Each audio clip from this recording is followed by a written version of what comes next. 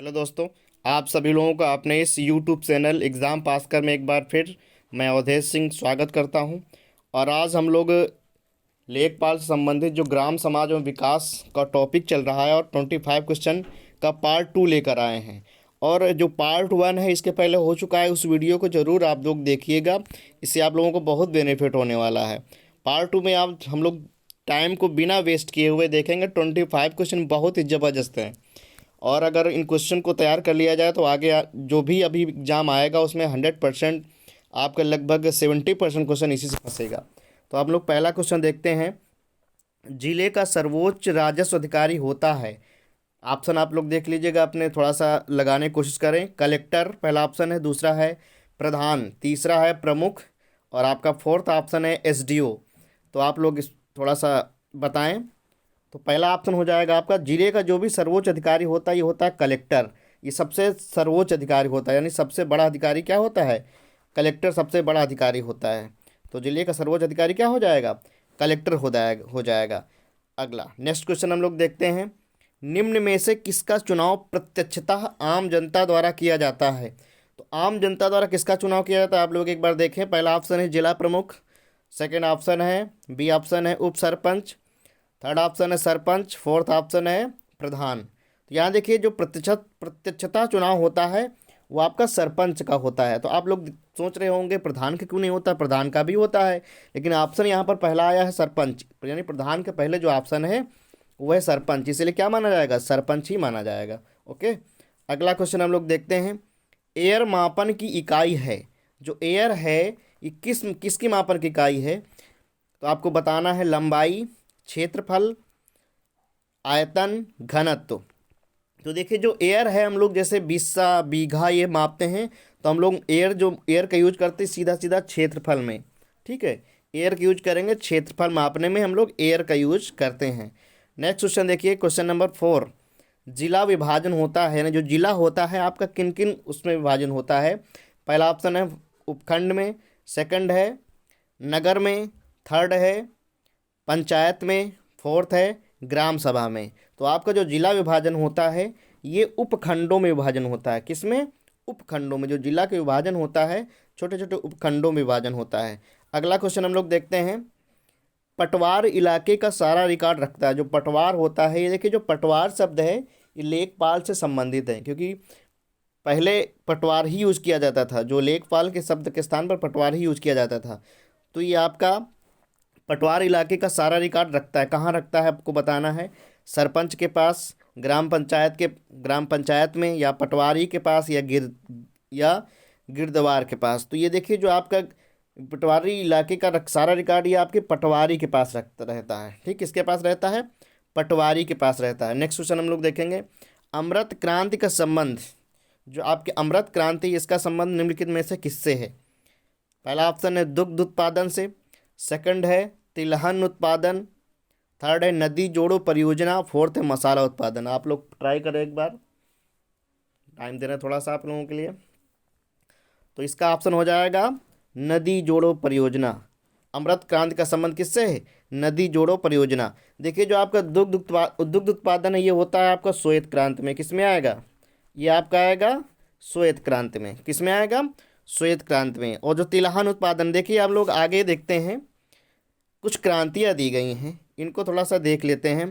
पहला जैसे है गोल क्रांति के सामने क्या है? आलू उत्पादन। जो आलू उत्पादन है गोल क्रांति से संबंधित है। सेकंड देखिए लिखा है पीली क्रांति। पीली क्रांति में क्या होता है? तिलहन का उत्पादन होता है। फिर क्या है? धूसर क्रांति। फिर क्या है?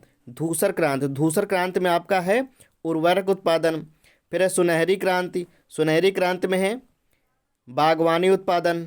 सुनहरी क्रांति में बागवानी उत्पादन। उसके बाद है रजत क्रांति, अंडा उत्पादन। फिर है गुलाबी क्रांति, झींगा मछली या प्याज का उत्पादन होता है। नीली क्रांति, मत्स्य उत्पादन होता है। ठीक है, अगला देखते हैं कृष्ण क्रांति। तो कृष्ण क्रांति जो हो जाएगा बायो डीजल उत्पादन हो जाएगा। फिर है लाल क्रांति, टमाटर या मांस उत्पादन हो जाएगा।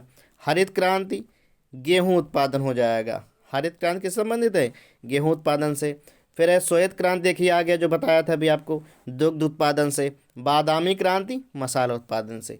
ये कुछ क्रांतियाँ थी, हर एग्जाम में लगभग आती हैं। ओके, हम लोग अगला क्वेश्चन देखते हैं, क्वेश्चन नंबर 7। सरकारी व्यय को नियंत्रित करने का प्राधिकारी, जो सरकारी व्यय होता है इसका जो खर्च है नियंत्रित करना, जो नियंत्रित करना है, खर्च करना है, तो इसका प्राधिकारी कौन होता है? तो इसमें आपका ऑप्शन सही हो जाएगा वित्त मंत्रालय। जो वित्त मंत्रालय है, सरकारी व्यय को नियंत्रित करने का सबसे बड़ा प्राधिकारी वित्त मंत्रालय होता है। इसमें देखिए दिया गया है भारतीय रिजर्व बैंक, पहला है भारतीय रिजर्व बैंक, तो आता है कभी कभी आरबीआई। जो आरबीआई है इसकी स्थापना कब हुई थी? तो इसकी स्थापना हुई थी आपकी 1 अप्रैल 1935 की स्थापना हुई थी। 1 अप्रैल 1935 को इसकी स्थापना हुई थी, आरबीआई की स्थापना। और एक कमेटी बैठाई गई थी, हिल्टन यंग कमेटी, इसके द्वारा आरबीआई की स्थापना की गई थी। ओके, अगला हम लोग क्वेश्चन देखते हैं, भारत में ई वे बिल सिस्टम कब लागू किया गया है? इसमें देखिए 4 ऑप्शन दिए गए, चारों ही बहुत बेहतरीन है ऑप्शन। पहला ऑप्शन है 1 जुलाई 2017, सेकंड है 1 जनवरी 2015, थर्ड है अप्रैल 2018, फोर्थ है 2 अक्टूबर 2014। तो आप लोग बताएं थोड़ा सा इसमें। तो जो ई वे बिल है ये लागू किया गया था अप्रैल 2018 में लागू किया गया था। पहला देखिए लिखा है 1 जुलाई 2017, तो यहाँ पर आपका जीएसटी लागू किया गया था। क्या लागू किया गया था? 1 जुलाई 2017 को जीएसटी। और जो 1 जनवरी 2015 है, यहाँ पर आया था नीति आयोग। किसका गठन हुआ था? NITI, नीति आयोग। इसका फुल फॉर्म क्या होता है? नेशनल, इसका फुल फॉर्म आप लोग बताइएगा, नीति का फुल फॉर्म बताइए। बहुत अच्छा है, 1 जनवरी 2015 को नीति आयोग का गठन हुआ था। और किसके याद अगर पूछा जाए किसके स्थान पर किया गया था, तो योजना आयोग के स्थान पर किया गया था।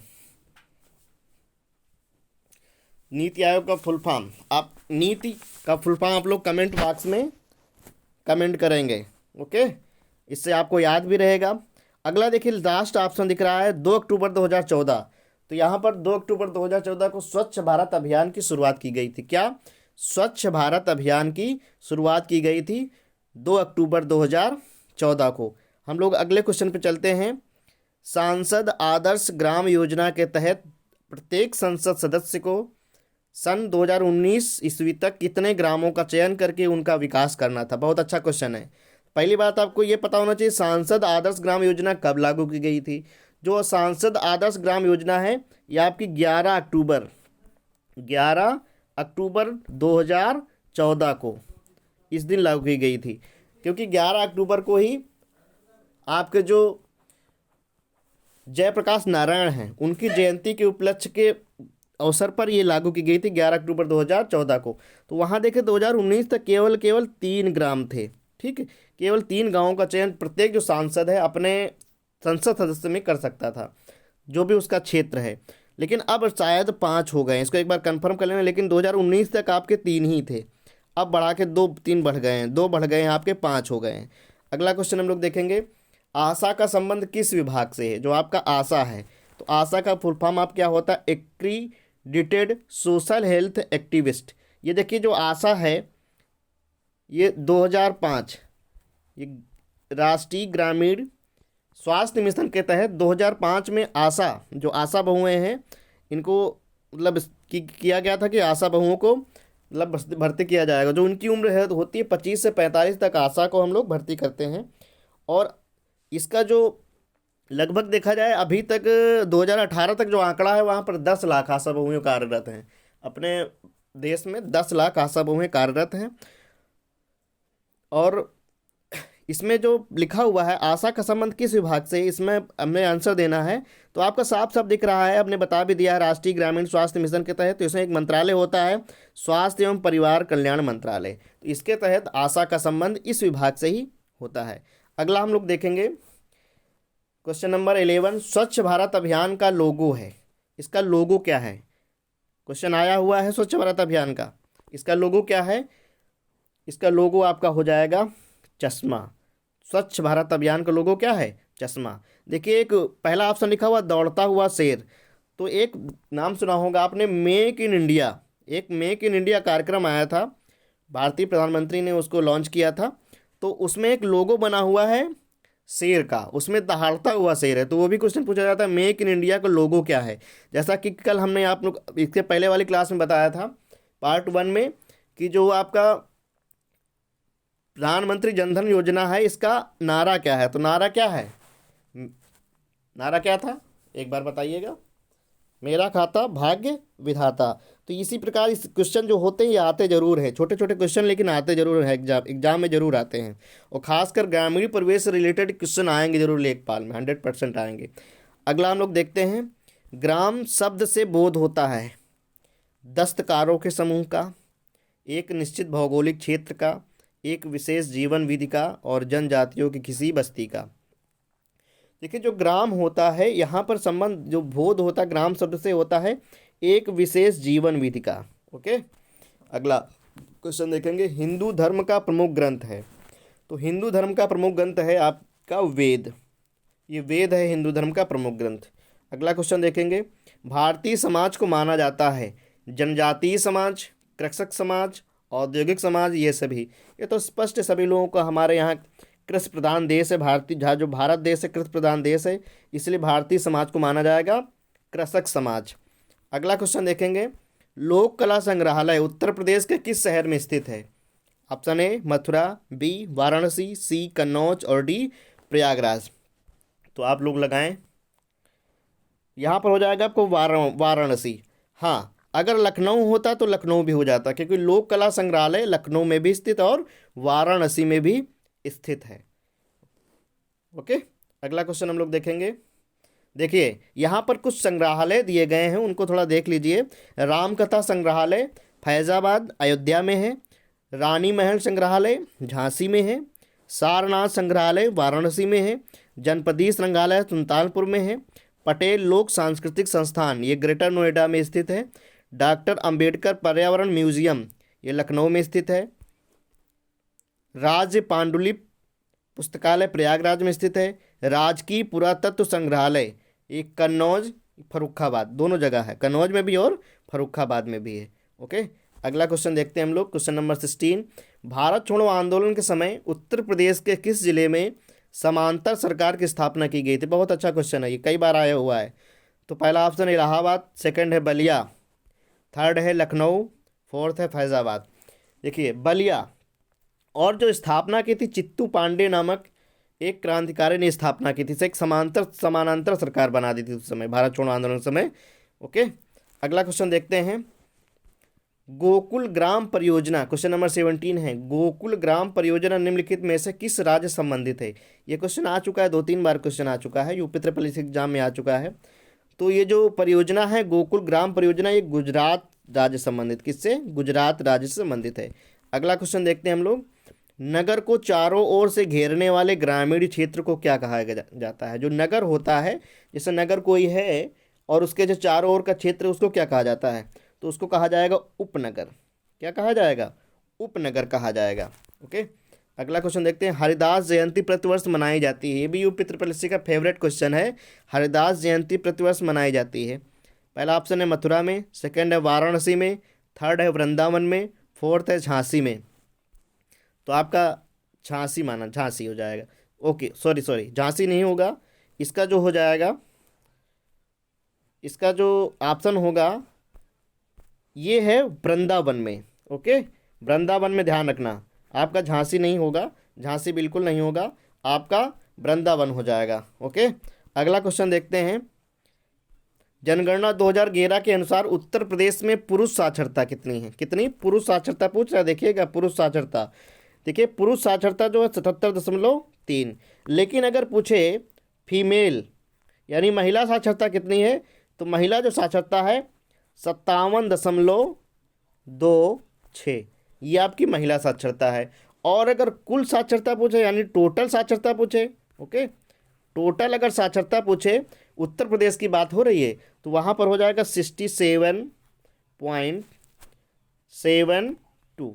ओके, ये क्वेश्चन आया हुआ है, टोटल साक्षरता पूछेंगे, फीमेल साक्षरता पूछेंगे या फिर पुरुष साक्षरता। तो आप लोग क्या बताएंगे, जो पुरुष साक्षरता है वो 77.3 है, जो आपकी फीमेल यानी महिला साक्षरता है 57.26 है। और टोटल जो साक्षरता है उत्तर प्रदेश की, इसमें मेल और फीमेल दोनों शामिल हैं, टोटल है 67.72। कितनी है? 67.72 है। अगला हम लोग देखेंगे नेक्स्ट क्वेश्चन। हिंदू मुस्लिम एकता का प्रतीक सुलह कुल उत्सव उत्तर प्रदेश में आयोजित किया जाता है। पहला ऑप्शन है मेरठ में, सेकंड है अलीगढ़, थर्ड है लखनऊ और फोर्थ है आगरा। तो आपका क्या हो जाएगा? आगरा हो जाएगा। ओके, अगला क्वेश्चन देखते हैं। निम्नलिखित में से किस दलहन फसल का क्षेत्र उत्तर प्रदेश में सर्वाधिक है? देखिए बहुत अच्छा क्वेश्चन है, ये आप लोगों को फंसा देगा क्वेश्चन। पहला ऑप्शन है मूंग, सेकंड है अरहर, थर्ड है मटर और फोर्थ है चना। तो आपका हो जाएगा चना, फोर्थ ऑप्शन सही माना जाएगा यहाँ पर। अगला है द ऑपरेशन ग्रीन परियोजना का उत्तर प्रदेश में शुभारंभ हुआ था। कब शुभारंभ हुआ था? 1952, 95, 2001 या 2005 ईस्वी में? तो अब देखते हैं हम लोग, यहाँ पर हो जाएगा सन 2001 में। द ऑपरेशन ग्रीन परियोजना का उत्तर प्रदेश शुभारंभ सन 2001 में हुआ था।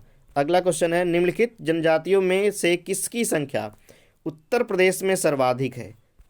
ओके, सबसे अधिक जो जनसंख्या है जनजातियों की अगर बात कर रहे हैं तो थारू जनजातियां सबसे अधिक उत्तर प्रदेश में पाई जाती हैं।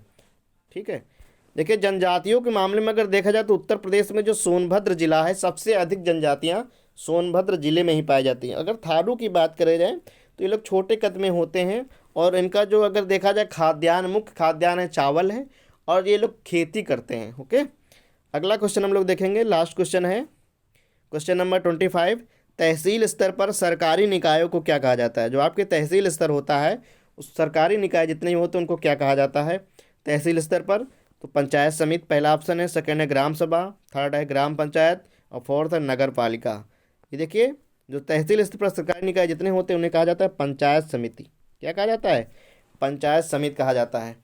तो इस प्रकार आपके 25 क्वेश्चन कंप्लीट हो गए हैं और इसी तरह वीडियो आते रहेंगे। आप लोग बस ये है मन लगा के पढ़ते रहें और जितने भी क्वेश्चन हैं इनको कहीं ना कहीं एक नोट करते जाएं, क्योंकि ऐसे होता है एक बार वीडियो देख लिया फिर निकल गया, लेकिन आपके पास नोट रहेगा तो आप लोग उसको दोबारा उठाकर एक बार देखेंगे तो बिल्कुल वैसे ही हूबहू जैसे पढ़ा था वैसे ही लर्न हो जाएगा। और ओके, आज के लिए इतना ही। हाँ, एक चीज़ और बता रहे हैं कि ये चैनल को सब्सक्राइब करना बिल्कुल नहीं भूलिएगा, क्योंकि आप सब्सक्राइब कर देंगे, बेल आइकन दबा देंगे तो जिससे सारे जो नोटिफिकेशन है वो आपके पास आते रहेंगे, वीडियो है वो आता रहेगा। ओके, जिससे आपको फ़ायदा ही फ़ायदा होने वाला है। अब अगला कड़ी में हम लोग मिलेंगे इसी प्रकार। धन्यवाद। जय हिंद, जय भारत।